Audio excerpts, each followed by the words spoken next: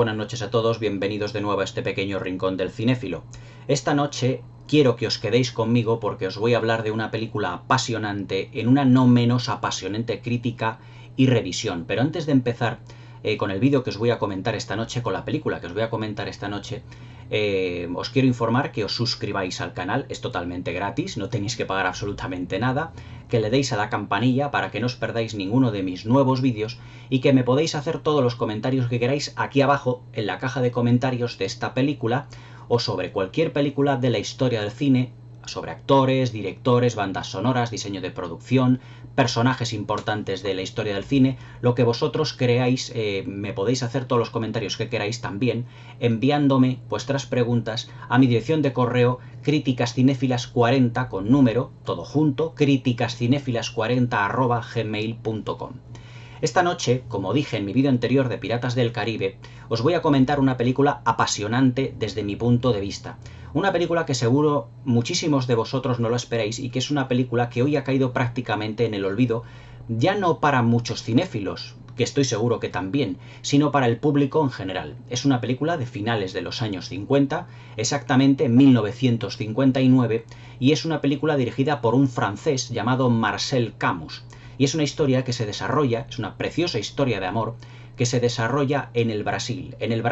de los carnavales de Río de Janeiro. Esta noche os voy a comentar Orfeo Negro, una película muy importante desde el punto de vista cinematográfico, pero también desde el punto de vista cultural, como ahora os hablaré. Orfeo Negro recibió la Palma de Oro en Cannes en 1959 y también el Oscar a la mejor película extranjera o a la mejor película de habla no inglesa en ese mismo año, al igual que el BAFTA y el Globo de Oro a la mejor película extranjera. Con todos estos premios os podéis hacer una idea de la importancia y de la calidad de una película como Orfeo Negro. Para entender primeramente una película como Orfeo Negro tenemos que retrotraernos unos cuantos siglos en el tiempo hacia la época de las grandes colonias, cuando Portugal tenía esa gran colonia que era Brasil en América del Sur, y cuando evidentemente, un hecho muy triste dentro de lo que es la historia de la humanidad, llevó a cientos de miles de esclavos desde África precisamente hasta Brasil. La clase alta portuguesa precisamente quería llevar llenar, por así decirlo, Brasil de los esclavos de color, de los esclavos negros, para que trabajaran en las plantaciones. Es decir, que no solo los escoceses, los ingleses o los irlandeses en Estados Unidos se llenaron también de esclavos, en el caso, por ejemplo, de los estados del Mississippi, para que trabajaran en las plantaciones de lo que son de algodón, sino que también, evidentemente, también en Brasil llenaron, por así decirlo, los portugueses prácticamente de esclavos de color, de esclavos negros, pues aquel país. Brasil es hoy en día pues uno de los países que más cantidad, por así decirlo, de razas tiene. Está la raza blanca, la raza cobriza, la raza negra. Tiene prácticamente muchas razas allí en ese país, que es uno de los más multiculturales. Pero lo que hoy os quiero contar precisamente, debido a la película de Orfeo Negro, es precisamente algunas de las costumbres que hicieron o que, digamos, reformaron o que construyeron lo que es el Gran Carnaval de Brasil. Una película como Orfeo Negro que está basada en el Carnaval de Brasil, pero que también tiene raíces de lo que se denomina las tragedias griegas. Sobre todo la tragedia griega de Orfeo y de Eurídice, que luego os comentaré posteriormente, y que es de vital importancia para entender también Orfeo Negro. Es decir, una película como Orfeo Negro tiene dos vertientes muy importantes. Una vertiente histórica en lo que se refiere al carnaval, desde la importancia del punto de vista musical, de la puesta en escena y de las costumbres de la gente que vivía en las favelas. Ya no solo me estoy refiriendo a los años 50, sino también hoy en día. Y también en lo que se refiere a la copia, ya no descarada evidentemente, sino como una especie de homenaje que hace a lo que es una de las grandes tragedias griegas, que es la tragedia de Orfeo y de Eurídice, que luego os comentaré posteriormente y que son los personajes principales de Orfeo Negro. Volviendo a lo que es el punto de vista histórico, cuando precisamente Brasil, los portugueses como Brasil, como colonia brasileña, la llena, por así decirlo, de los esclavos negros, pues todos estos esclavos, además de estar allí y de evidentemente crear un sentimiento de tristeza y de pesar muy grande, todos estos esclavos se dan cuenta, por ejemplo, de las costumbres que tienen por así decirlo, la clase alta europea, en lo que se refiere a las vestimentas, en lo que se refiere a los bailes, todo ello, que se van fijando desde el punto de vista ellos de esclavos y que tienden muchas veces a imitar los movimientos, pero también otorgándoles de ciertos movimientos que vienen más de sus culturas africanas. De esas culturas africanas y una mezcla entre las europeas, nace a principios del siglo XX, finales del siglo XIX, una serie de movimientos culturales en el Brasil, de todos aquellos que habían sido o que siguen siendo los esclavos afro-brasileños, una serie de bailes, de movimientos insinuantes, pero también de cierta rebelión. Es decir, esos bailes empiezan siendo como una especie de rebelión que tienen ellos y una manera de desfogarse y de intentar un poco paliar la gran tristeza que tienen ellos al ya desaparecer del continente africano y que los hayan llevado a Brasil para tratarlos como esclavos. Todo eso, todos esos bailes, todos esos movimientos, todas esas maneras de comportarse, fueron evolucionando hasta que prácticamente en los años 40, años 30 y en los años 50 se crean una serie de bailes muy característicos que a finales de los años 50 y gracias a esta película iban a tener ya una importancia capital en la cultura brasileña, que son la bossa nova y la samba, que son los dos, por así decirlo, los grandes bailes del carnaval de Brasil. Pero que todos ellos, quiero deciros con todo esto, que tienen unas raíces africanas, es decir, los esclavos negros que habían sido llevados precisamente desde África por los portugueses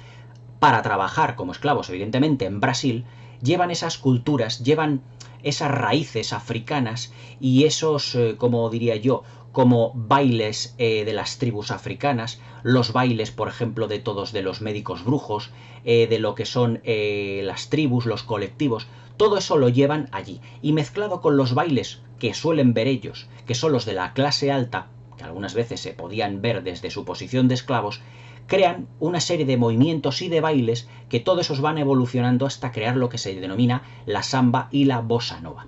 Estos bailes además tienen, bajo mi punto de vista, también un sentimiento de tristeza que viene también un poco del fado portugués, que es lo que los brasileños llaman el sausade, es decir, un sentimiento de tristeza que va implícito en las canciones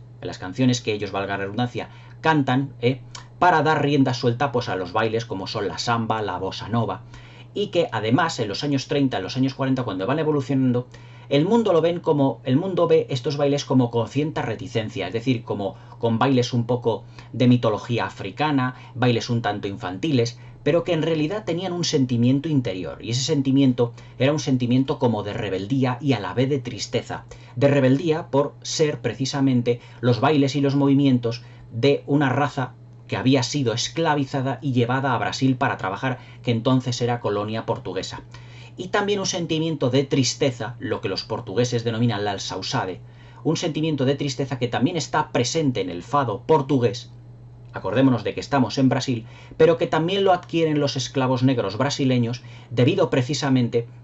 a, pues digamos, a la falta de estar en su tierra, es decir, como una especie, ¿cómo os diría yo?, como de morriña, como de sentimiento de tristeza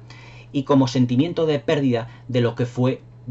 realmente su tierra y que fueron privados de ella y que posteriormente fuesen esclavizados. Todo ello, ese sentimiento de tristeza, ese sentimiento de rebeldía, esa mezcla de las costumbres y culturas y tradiciones populares africanas, todo ello está condensado en los bailes de la bossa nova y de la samba.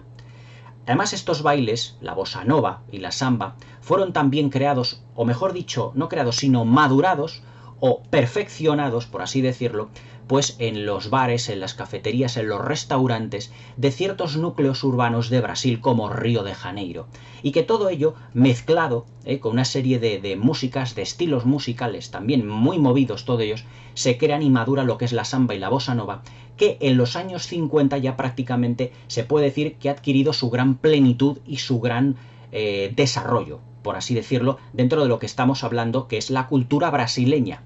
que, como he dicho al principio de este vídeo, bebe de muchísimas fuentes que son las tradiciones africanas, el sentimiento de tristeza que tienen esas personas al ser dejadas al ser secuestradas de su tierra y llevadas precisamente a trabajar como esclavos a Brasil, y también mezclado con ese sentimiento de tristeza que es el fado portugués, provocando sentimientos de rebeldía y también de tristeza sobre todo. Hay una samba muy conocida, precisamente en Brasil, en Río de Janeiro, que dice: la tristeza será eterna, pero la felicidad no lo será. Os podéis hacer una idea de ese sentimiento de tristeza de una serie de personas, de una población que tristemente, y debido a uno de los capítulos más tristes y más terribles de la historia de la humanidad, fueron esclavizados por los portugueses y llevados a Brasil, que entonces era colonia suya de los portugueses, y allí evidentemente pues utilizados para las labores de esclavitud, como los portugueses querían hacer. Y exactamente igual que los ingleses, los escoceses o los irlandeses hicieron también en las colonias, y por así decirlo también los belgas, los belgas, los holandeses y también los franceses. Todo esto lo que crea pues es una especie como de cultura, de tradiciones y de costumbres folclóricas dentro de lo que es folclóricas, me refiero del folclore, no folclóricas de Andalucía evidentemente, sino folclóricas del folclore de lo que es mezclado la tradición portuguesa, las tradiciones africanas y evidentemente esos bailes costumbristas de los esclavos negros que venían evidentemente de África. Además, todo ello está mezclado en esta película muy sabiamente con lo que os voy a comentar a continuación, que es evidentemente la tragedia griega de Orfeo y de Eurídice. Orfeo y Eurídice es una tragedia griega, es una leyenda griega de la mitología griega, que lo que es la historia de amor entre dos personajes, Orfeo y Eurídice, en el que debido a la gran belleza que tiene Eurídice, ella, debido a su gran belleza, no puede seguir estando viva en el reino de los vivos, valga la redundancia, y entonces Hades, el rey de los muertos, llama a la muerte para que ésta capture a Eurídice y se la lleve al inframundo, y que Orfeo precisamente haga un viaje al inframundo para capturar de nuevo a Eurídice y traerla al mundo de los vivos. Pero que todo ello terminará en una gran tragedia, por eso se denomina que es una tragedia, es una mitología y una leyenda griega. Pues todo ello mezclado en una película que es realmente un prodigio de color, de música, y es una preciosísima historia de amor extraordinariamente filmado por uno de los grandes directores, digamos, de los grandes, rectifico, de uno de los directores, digamos, de segunda división, importante, pero de segunda división, de lo que es la cinematografía francesa. Si tenemos que dictar, por ejemplo, algunos de la cinematografía francesa con mucha importancia, podemos decir a Jacques Becker, a Jean Cocteau, a Jean Renoir, muchos de ellos con un gran peso específico dentro de lo que es la historia del cine. Pero Marcel Camus, que había sido además ayudante de dirección y director de segunda unidad de Jacques Becker, realiza prácticamente con esta película casi su ópera prima, pero realmente es la película por la que Marcel Camus pasará a la historia del cine. Esta película, Orfeo Negro, lo que nos traslada es la historia de Orfeo y Eurídice de la mitología griega al carnaval de Brasil. ¿Y por qué os he dicho toda esta introducción de lo que es el ritmo, la samba, la bossa nova, todo ello? Porque todo ello van a ser elementos que van a estar intrínsecamente entrelazados en la historia de Orfeo y Eurídice. Orfeo, interpretado por el personaje de Bruno Mello, un actor que seguramente no os dirá nada, pero que fue un actor ya tristemente fallecido, muy prolífico en Brasil y además que fue jugador de fútbol de uno de los equipos más importantes de Brasil, hace aquí en esta película el papel de Orfeo. Y el papel de Orfeo es un personaje de color que vive en las favelas de Río de Janeiro, pero que él es conductor de tranvías. Y que cuando termina su jornada de tranvía, pues vuelve, de trabajar en un tranvía, vuelve pues a lo que son las favelas, que es donde él vive, tristemente. Pero luego también está el personaje de Eurídice, que viene de un país desconocido en el que ha fallecido su padre, a estar con una prima suya que también vive en las favelas. Y que evidentemente pues ellos se terminarán conociendo y se enamorarán. El personaje de Eurídice, interpretado por la actriz Marpessa Dawn, también tristemente fallecida, estamos hablando de una película de 1959, es una actriz además muy conocida estadounidense en los años 50, pero no tan conocida en el Hollywood de la época, porque tenía ascendencia francesa. A pesar de haber nacido en Estados Unidos, ella vivió en Francia, falleció en París en el año 2008, exactamente también el mismo año que Bruno Mello, que el protagonista de Orfeo. Casualidad, eso ya no lo podemos saber, pero que tuvo más carrera, más prolífica dentro de lo que es la Francia, la cinematografía francesa. Y luego está la novia del personaje de Orfeo, que es Lourdes de Oliveira, que es la actriz más conocida. La novia de Orfeo, que es, digamos, la que representa en la película a lo que los portugueses y los brasileños llaman la mulata. ¿Y qué es eso? ¿Qué quiere decir eso de la mulata? Nosotros, cuando nosotros nos referimos así, aquí en España, a un mulato o a una mulata, es como una especie como de persona mestiza. Es decir, es una persona que tiene la tez de color, pero no llega a ser ni blanco ni llega a ser negro. Es decir, ni de raza blanca ni de raza negra. Porque digamos que puede ser una mezcla entre los dos. Es decir, puede ser de padre blanco y madre negra o viceversa. Eso es lo que llamamos una mulata. Pero en Portugal o en Brasil, la mulata, más en Brasil, aunque tenga raíces portuguesas, la mulata es una mujer muy sexual, muy sensual también, con un gran carácter, que le gusta bailar, pero que es lo que nosotros llamamos, digamos, una rompecorazón, es decir, una mujer de un físico portentoso que lo que hace, digamos, es romper el corazón a los hombres, es decir, darles calabazas constantemente. Entonces, la novia de Orfeo, Lourdes de Oliveira, en esta película, que aquí en la carátula viene aquí precisamente, no sé si la podréis ver, es aquí, está aquí precisamente, hace el papel de la novia de Orfeo. Es una mujer de un fuerte carácter, desconfiada, preponderante, de una sexualidad muy carnal, de un cuerpo hasta cierto punto exuberante, que le gusta mucho bailar, mucho contonearse, pero que no es el estilo que Orfeo en realidad quiere. Porque Orfeo en esta película es realmente un romántico. Los paralelismos que tiene esta película en lo que se refiere, digamos, a la mitología griega son constantes durante todo el metraje. Si en la mitología griega Orfeo tocaba una lira, aquí Orfeo toca una guitarra, pero el misticismo en la película está muy presente en todo momento, porque Orfeo en las favelas de Río de Janeiro, estando con dos niños encantadores, que son sus amigos, y que además le tienen como una especie de ídolo porque canta, Orfeo dice, refiriéndose a su guitarra, esta es mi guitarra, este es el instrumento el que yo canto y hago que el sol nazca. Y los niños, debido a su inocencia, porque son niños, se creen que efectivamente que cuando Orfeo canta y toca la guitarra, pues el sol siempre aparece. Digamos que eso es el toque de misticismo que le da la película, que le da Marcel Camus a la película, para que se parezca bastante al mito y a la leyenda y a la tragedia griega. Es decir, darle un aire de misticismo, ya que Orfeo es el único que puede cantar con su guitarra y a la vez hacer que nazca el sol y que nazca el amor, como luego veremos posteriormente. Él toca la guitarra y en una secuencia clave de la película dice que esa guitarra ha pertenecido anteriormente a otro Orfeo y que posteriormente, cuando él fallezca, estará en manos, este objeto, la guitarra, pertenecerá a su vez a otro Orfeo. Es decir, que es como si el mito de Orfeo, el mito de su personaje, se fuera reencarnando paulatinamente. Otro elemento, la reencarnación, que luego posteriormente, luego os hablaré, de otra de las costumbres o de bailes africanos que representará el inframundo en esta película y que está, además, no carente de interés porque luego enlaza con la reencarnación, digamos, no de Eurídice, sino el contacto que van a tener Orfeo y Eurídice después de la muerte de ella. Además, los niños se creen con ese aire de misticismo, como ya os he dicho, que Orfeo es la única persona que puede realmente hacer que el sol nazca, es decir, que amanezca. Por eso ese grado y ese punto de misticismo que tiene la película. Posteriormente, cuando ya Eurídice y Orfeo se han conocido, viene lo que es el carnaval.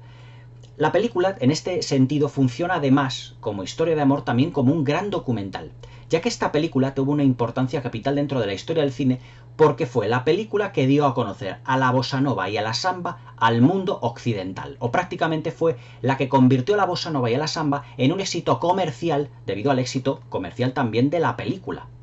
Porque hasta los años 30 o 40 la bossa nova y la samba no eran excesivamente conocidas más allá de las fronteras de Brasil. Pero gracias a esta película, la bossa nova y la samba se convirtieron también en un baile, digamos, comercialmente exitoso y que todo el mundo empezó a copiar. Además que la bossa nova y la samba brasileñas pasa mucho, por ejemplo, como el tango en Argentina. Una cosa es el tango, que se enseña, por ejemplo, en las academias de baile, muy estricto, muy rígido, y otra cosa es el tango que se baile, por ejemplo, en Argentina. Esto a lo mejor mi compañero de YouTube, Despen, de Despen House, seguramente lo sabe muy bien porque él es argentino. No es el mismo el tango que se baila precisamente en las academias que el tango que se baila en Argentina, en Buenos Aires, y en ciertos barrios también de Buenos Aires, que es un tango como mucho más sensual, como más abierto, mucho más descarnado, por así decirlo, más agresivo, más visceral, pero en todo momento, digamos, más puro. Pues exactamente ocurre lo mismo con la bossa nova y la samba en Brasil. Una cosa es lo que se enseña en las academias de baile aquí en Europa y otra cosa es la samba que se baile allí, incluso en las favelas, que es donde realmente estaban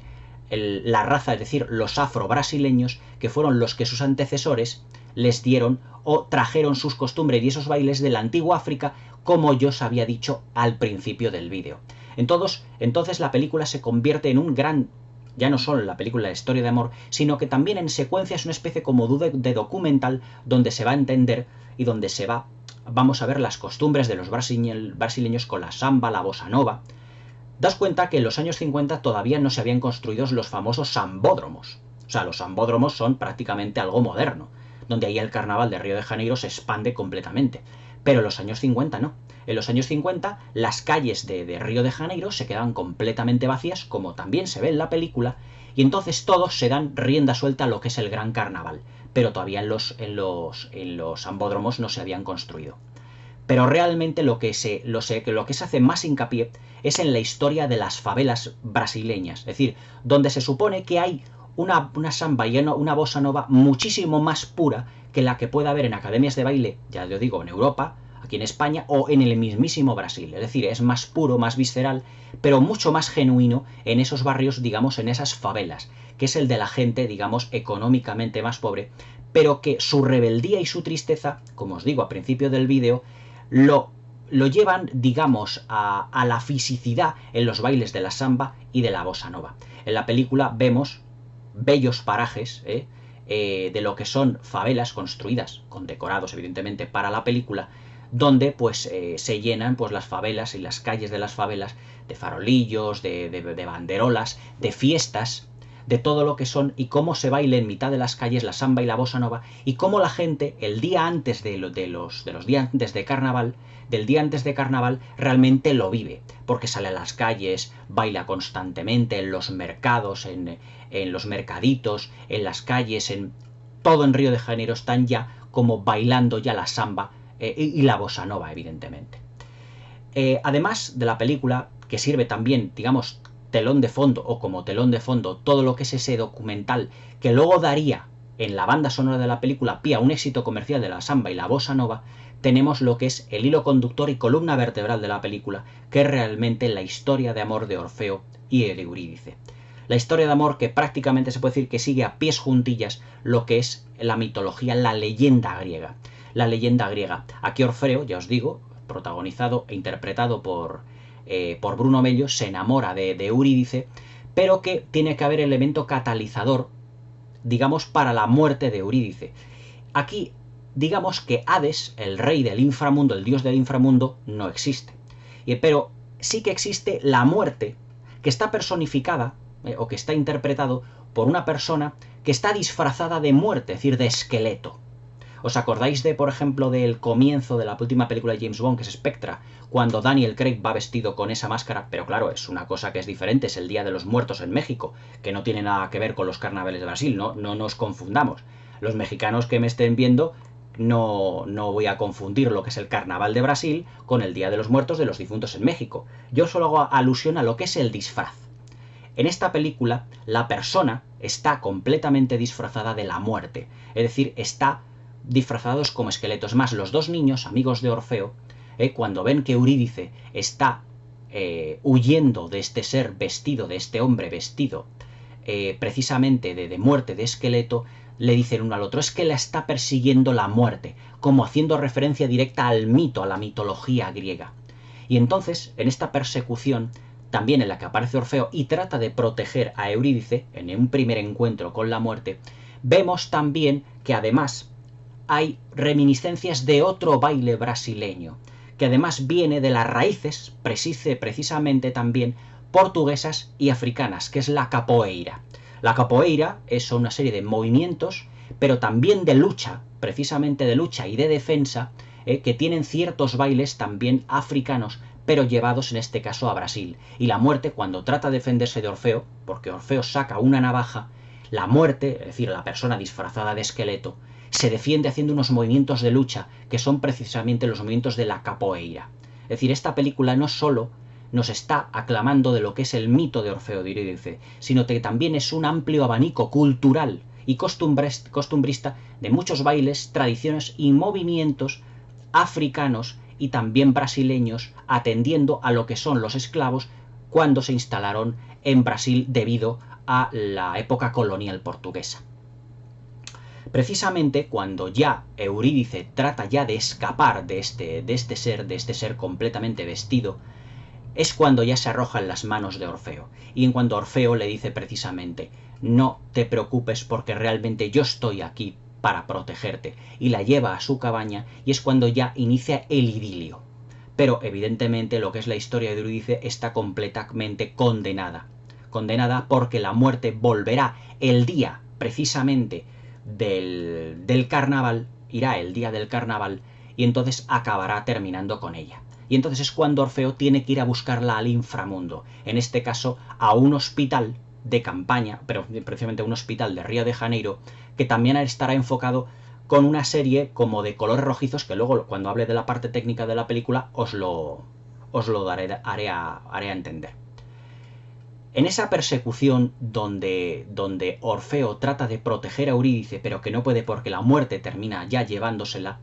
la muerte avisa como una especie de ambulancia para que se la lleve precisamente a lo que es el hospital. Y en una secuencia se ve cómo la ambulancia atraviesa una ciudad llena de luces, y esas luces se van transformando poco a poco en luces rojas, que lo que es esas luces rojas, lo que va a simbolizar precisamente va a ser el infierno en la tierra, el lugar donde Orfeo tendrá que ir a buscar a Eurídice. Pero Eurídice evidentemente ya ha fallecido, y llevándonos a una de las partes de la película más tristes, pero a vez más poéticas, que tiene este film, que es su tramo final.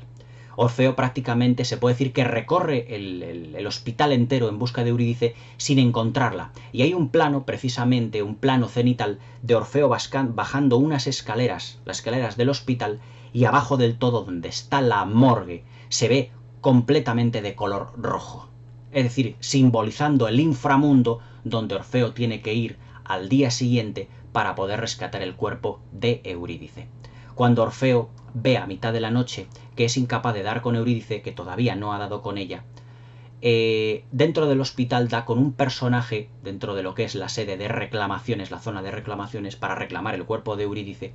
que le dice que le acompañe a presenciar un ritual, pero que realmente eso pertenece al inframundo. Y pertenece al inframundo porque ese decorado donde se va a tener cuenta al final de la película ese ritual, precisamente está todo decorado de color rojo. Y es un ritual, además, que no tiene nada que ver ni con la samba ni con la bossa nova, sino que es un ritual realmente deudor de una costumbre africana, donde hay una serie de mujeres que van a entrar en trance y que van a contactar con los espíritus. Y es cuando una de estas señoras mayores contacta con el espíritu de Eurídice. Es decir, esta persona trabajadora del hospital ha llevado a Orfeo al inframundo, es decir, a este ritual africano, para que pueda contactar con el espíritu de Eurídice y que por lo tanto pueda declararle su amor eterno. Y cuando conecta con ella le dice: Eurídice, ¿dónde estás? Mis brazos están vacíos sin ti. Y ella dice: yo ya estoy muerta, Orfeo, pero por favor no te des la vuelta porque si no te llevarás una desilusión. Pero Orfeo, sin poder evitarlo, se da la vuelta y ve cómo de la boca de una anciana sale la voz de Eurídice, porque debido a ese ritual africano que representa el inframundo, ha contactado con el espíritu de Eurídice. A la mañana siguiente, ya Orfeo, de la mano de Hermes, un amigo suyo precisamente, que hace también el papel, un compañero suyo que trabaja allí en los tranvías en Río de Janeiro, le lleva a la morgue, y es cuando él coge entre los brazos a Eurídice y se la lleva precisamente de vuelta a las favelas. Y es cuando él empieza de nuevo a cantarla en una de las canciones más hermosas que yo he oído en la historia del cine, que se llama Maña, ¿cómo se llama? Caray, fijaos que he visto la película varias veces.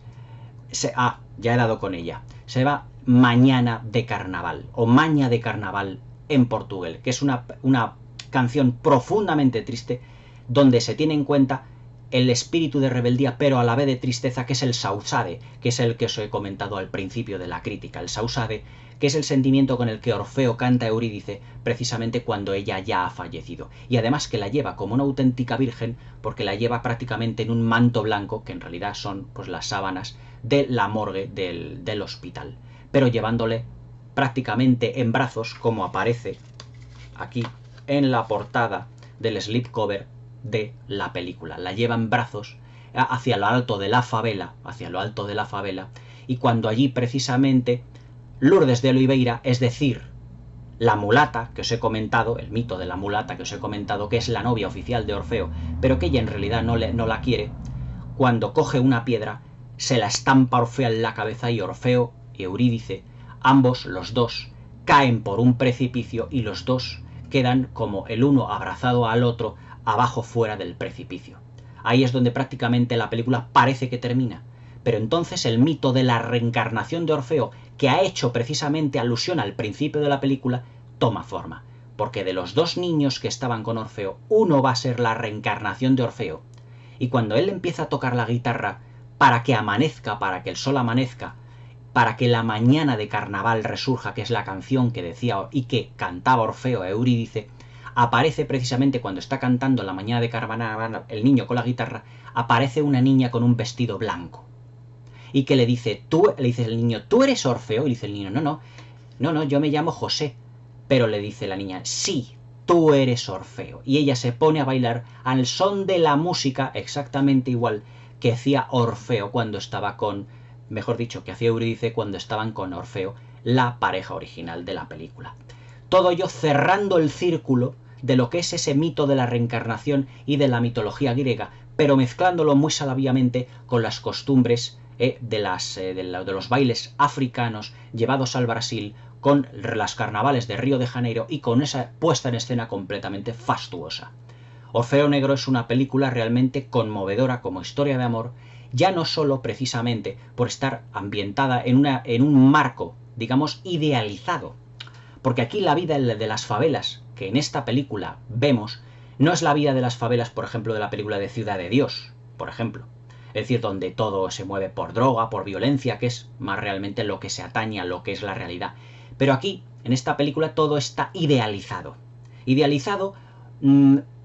digamos, porque es un mito y porque representa una historia de amor. Es decir, esta película no es un documental, es una película. Y evidentemente todo está idealizado. Y como una pequeña película, por ejemplo, de Romeo y de Julieta, los enamorados, aunque viven en la más absoluta de las pobrezas, lo dan como algo completamente banal. Y no le dan importancia, sino que ellos viven en las favelas y que la historia de los demás no les importan. Y ellos son felices con su amor, con su guitarra, con su samba, con su bossa nova y con sus disfraces precisamente. Pero claro, todo ello es porque es una película idealizada. Es decir, al ver Orfeo Negro vais a ver una historia de amor de dos personajes que viven en las favelas de Río de Janeiro, pero que no hay violencia, no hay droga, no hay peleas callejeras, no hay nada de todo eso que es lo que suele haber en las favelas, pero porque estamos ante una visión idealizada. Es decir, no lo tenemos que ver como algo realista, sino que lo tenemos que ver como algo idealizado y como el entorno de una historia de amor, que es lo que es realmente importante dentro de esta película. Además, dentro de todo lo que es el elenco, la parte técnica, todo ello realza mucho más ese sentimiento de idealización. Ya hablando de la parte técnica, diré que Marcel Camus, la planificación es realmente extraordinaria, porque hay partes de la película que parecen evidentemente una historia de amor entre ellos dos, que aparece más cinematográfico, pero hay partes de la película que parecen un auténtico documental, porque Marcel Camus se limita muchas veces lo que es a rodar pues secuencias de los bailes, de las bossa novas, de la samba, y también de los personajes todos ellos disfrazados porque es el carnaval. ¿Os acordáis cuando al principio de la crítica os decía precisamente que muchos de estos esclavos imitaban las costumbres de lo que eran sus señores, sus esclavistas, por así decirlo, dentro de lo que son los bailes de la alta sociedad? Por ejemplo, el minué francés, que también se llevó bastante a Portugal y por lo tanto a Brasil, Pues por ejemplo, muchos de los disfraces, el disfraz de Lourdes de Oliveira es el de una mujer como francesa, con un amplio tocado, es decir, como de clase alta. Y es más, toda esa idealización de clase alta también está reflejada en el vestuario. Hay una secuencia en la que Orfeo, que está tocando la guitarra, que la ha empeñado y que la recupera debido a que ha obtenido la paga a final de mes dentro de lo que es su trabajo de conductor de tranvía, en la cola de lo que es la tienda de los empeños se encuentra con un señor que va vestido de rey y le dice: Majestad, ¿dónde va usted? Y dice: es que yo soy un rey. Es decir, esa idealización de lo que eran los antiguos esclavos, de lo que tenían en mente para parecerse o intentar parecerse a la clase alta europea. Es decir, Lourdes de Oliveira, la novia de Orfeo,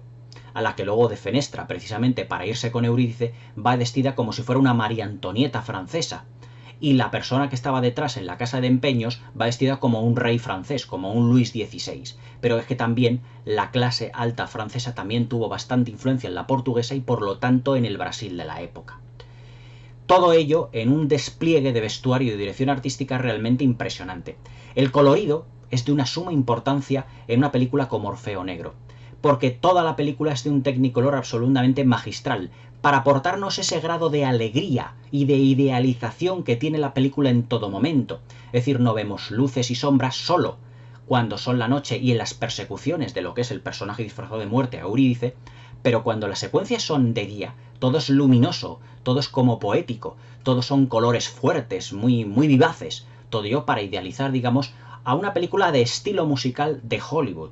que parece también que tiene un poco como ciertas reminiscencias de Bollywood, pero más hollywoodiense, porque se parece ese Technicolor mucho más al Technicolor de los grandes musicales de entonces, de los años 50. Acordaos de esta película, es de 1959. Realmente fascinante en todo ello. Y luego los juegos de luces también, sobre todo el color rojo, que está utilizado para representar el inframundo. Por ejemplo, cuando yo os digo esa ambulancia que está conducida por la muerte, por el personaje que va disfrazado de muerte y que lleva a Eurídice hacia el hospital, y que con esos juegos de luces de la ciudad se van convirtiendo en tonos rojizos porque está entrando en el inframundo. Y precisamente también la morgue donde está Eurídice está toda bañada de color rojo, porque simboliza el inframundo de la mitología griega. Todo ello aupado en una dirección artística realmente portentosa. Las interpretaciones son realmente bastante sencillas, no es que sea ninguna extraordinaria, pero sí son lo suficientemente románticos para hacernos una idea de que efectivamente eso funciona como película gratamente de amor y como idealización del amor, tanto desde el punto de vista de la vida en las favelas, como el punto de vista de tradiciones populares como la samba, la bossa nova, y también ciertas reminiscencias de las tradiciones arcaicas de los afrobrasileños, sobre todo en esa secuencia final donde Orfeo pues consigue hablar con Eurídice debido pues a esa especie de llamamiento de los espíritus y de esas mujeres que están entrando en trance, pero que todo eso simboliza el inframundo. Todo ello hace de Orfeo Negro una película realmente conmovedora, magistral desde el punto de vista técnico, y realmente rica y compleja desde el punto de vista documental, artístico y como colectivo también musical, porque la importancia que tuvo la banda sonora, que dio lugar precisamente al éxito comercial de la bossa nova y de la samba en el resto del mundo, fue capital. Hasta los años 30-40, que era, digamos, un estilo musical que prácticamente casi no había salido de Brasil, a que todo el mundo, debido a esta película, debido a Orfeo Negro, precisamente conociera. Ese fue el gran éxito de la película, y que además que es un film de una calidad realmente importante. Todo lo que es la planificación, Marcel Camus trata la historia de amor, yo os digo, como una historia de amor clásica y a través trágica, como de un Romeo y Julieta se tratara. La mezcla de todas las costumbres populares, el sausade, el sentimiento de sausade, la capoeira, toda la samba, la bossa nova, todo ello metido en una película con una gran complejidad, digamos, argumental y de puesta en escena. Orfeo Negro es una película muy a lo Romeo y Julieta, pero realmente con una banda sonora extraordinaria.